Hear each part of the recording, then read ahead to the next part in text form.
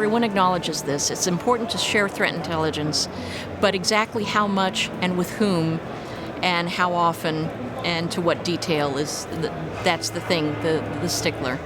And so one of the panelists pointed out, for example, that if you are sharing threat intelligence with a peer who is a competitor, and you're talking about what you are detecting, you are also telling your competitor what you are not detecting. So that was a very interesting point for him to make.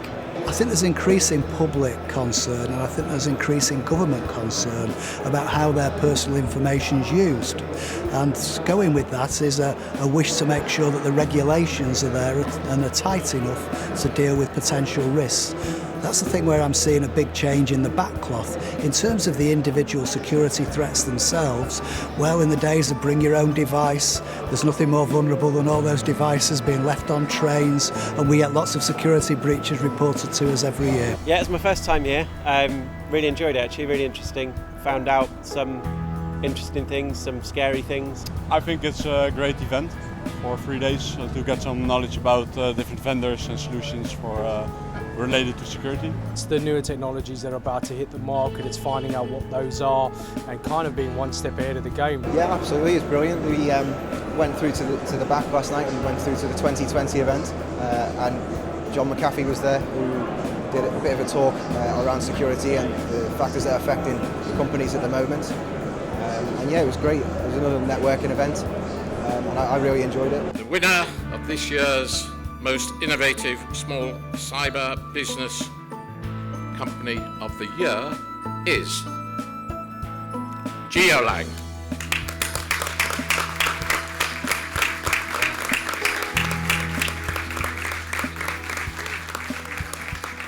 If you have the opportunity to talk to executives, take the opportunity, but more important than talking to them is listening to them.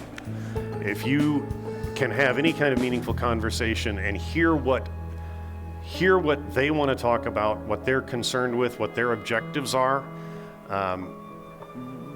then you will be able to speak to them. I don't know that we need to speak, executive ease to talk to them, but you need to understand as a technologist that your technology, whether it's security or networking or whatever, is a component of driving your organization forward.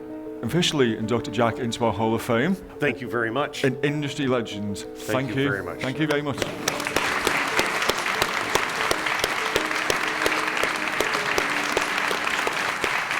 When I talk about risk, when I talk about security, I actually talk about business risk.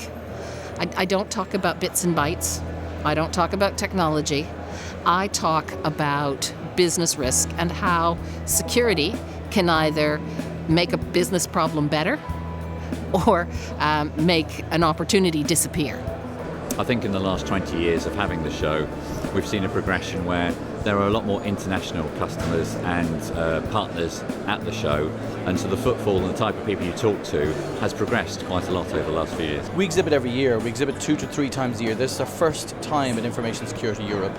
I came here last year as a visitor and I was so impressed that I actually went and booked a stand straight away. At the time, of course, with only a year out, the stands were limited, but we booked it here for the foot flow, and so far it's been fantastic. We've had good conversations, meaningful engagements and opportunities, I think, for new and existing clients to come and have a chat with us. Information security is a great event and we think it delivers some great value for us, and we're hoping that this year will be our best ever year.